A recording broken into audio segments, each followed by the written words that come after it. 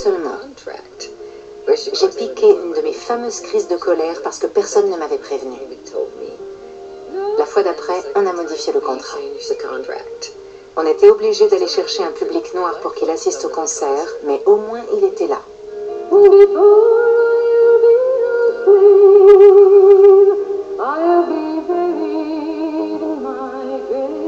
I'm sitting on the bathroom floor of Holiday Inn in Mississippi. My whole reason for this tape is that the other side has songs that we did at Stillman College. And it was the most integrated audience so far. Oh boy, it was just really neat. They were just black and white all over the place. So I did 5 songs with a gospel choir. It's not the school's official choir, but just some leader-type kid got this group together. And so I said, well, do you know any freedom songs? And I put down the guitar, and I said, how about walking and talking with my mind on freedom?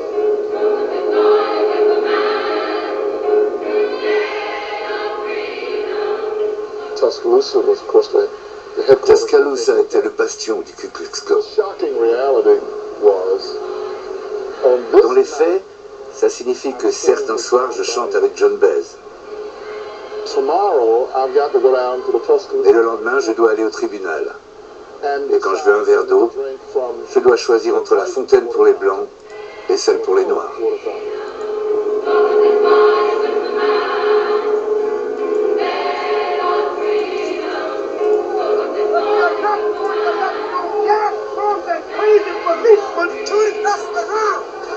Veteran civil rights workers in the South are calling the situation in Grenada one of the worst yet. But the white residents of Grenada, with the open sympathy of police, seem determined to continue their struggle by beating up anyone who gets in the way. Get the hell out of here. Get the hell out of here. We don't need you.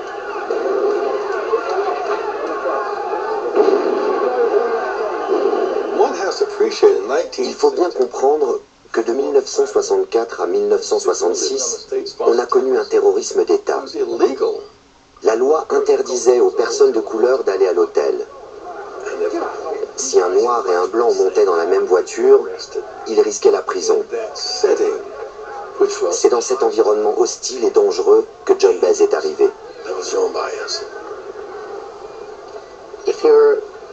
On ne peut pas chanter des chansons engagées et mener une vie qui n'est pas en accord avec les principes qu'on défend.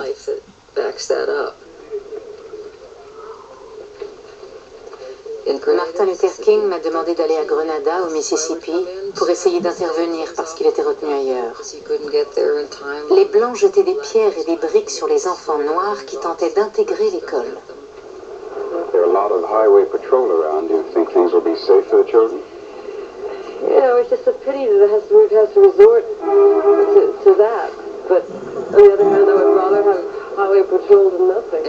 Comme j'étais connue, la presse s'est déplacée et les Blancs ont arrêté de jeter des pierres. You're not expecting anything from any white bystanders, are you? No. You mean like getting run over, for instance? Those of you who are integrating the schools of this community, you now join the ranks of the youthful pioneers, blazing new paths.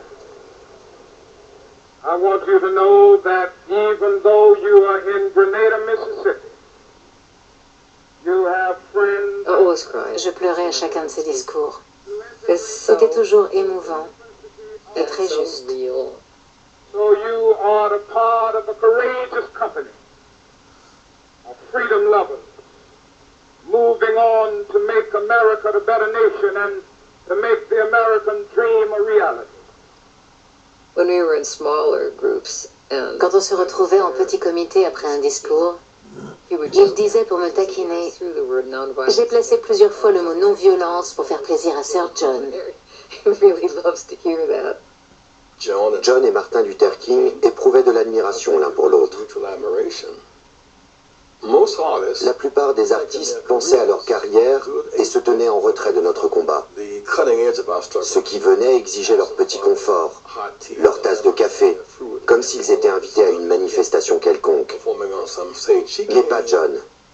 Elle se comportait comme un membre de la famille.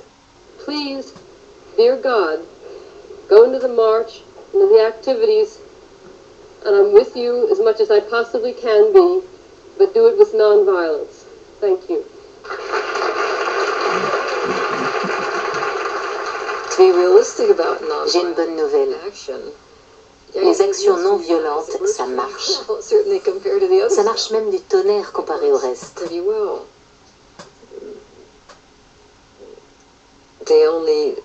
Qu'est-ce qu'il y a d'autre comme méthode de lutte? La violence. Mais c'est un désastre. Complete flop.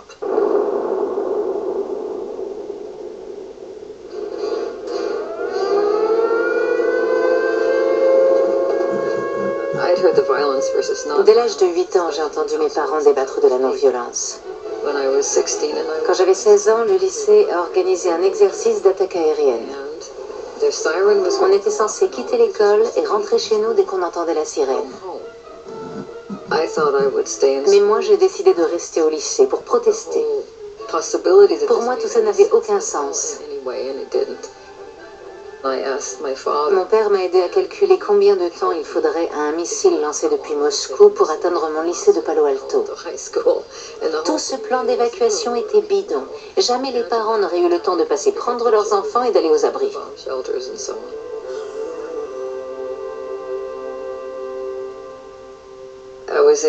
On était en cours de français et je me suis mise à expliquer aux autres pourquoi je restais pour protester.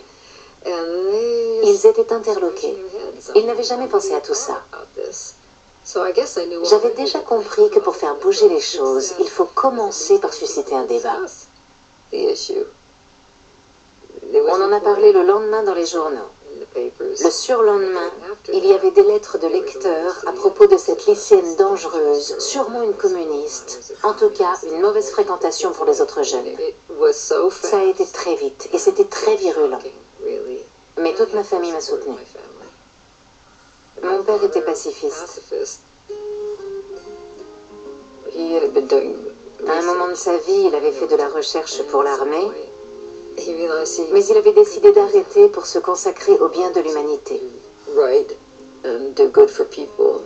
Et il a fini par accompagner ma mère aux assemblées des Quakers.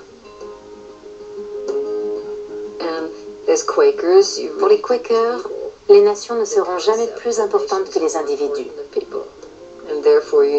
Les Quakers ne s'inclinent pas devant les drapeaux et considèrent que la vie humaine, que toute vie est sacrée.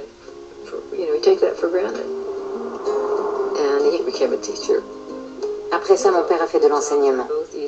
On lui a proposé des postes intéressants un peu partout et la famille a traversé tout le pays à bord d'un break.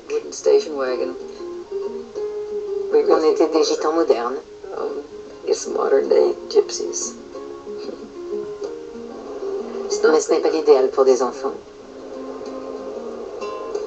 On hésite à se faire des copains parce qu'on sait qu'on ne va pas rester. Quand j'avais 10 ans, on est parti en Irak, à Bagdad.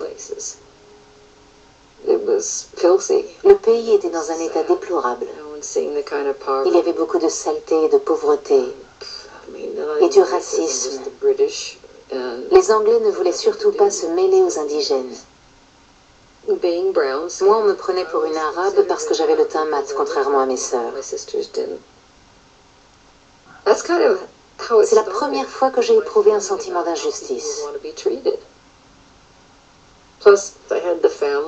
À la maison, mes parents parlaient de Gandhi et de la non-violence. Donc, quand j'ai entendu Martin Luther King, vers l'âge de 16 ans,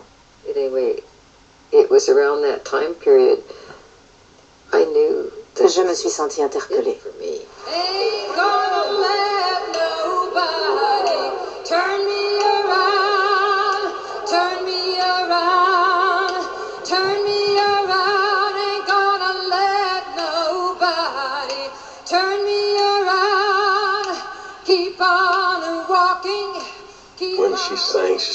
Quand elle chantait avec nous tous, sa voix limpide s'élevait dans la foule. On entendait qu'il y avait une pro dans nos rangs. C'était certes Joan Baez, mais elle chantait avec nous. Joan Baez Odetta et Harry Belafonte avaient un don de Dieu. Et ils l'ont mis au service de l'émancipation des Noirs et du changement de la nation.